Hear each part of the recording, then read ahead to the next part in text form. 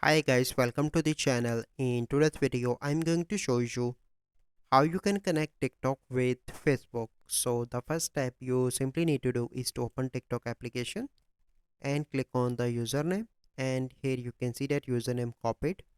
Then you need to go back and open Facebook application. Then you need to click on your profile picture on the top right. From here you need to click on your name. Once you are here, you simply need to click on three dots. So once you are on that section, here you can see that there is no option to add social link.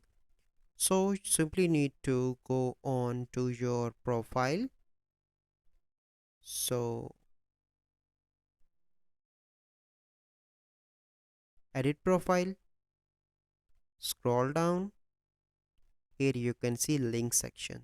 Click on add social links. Click on add social link.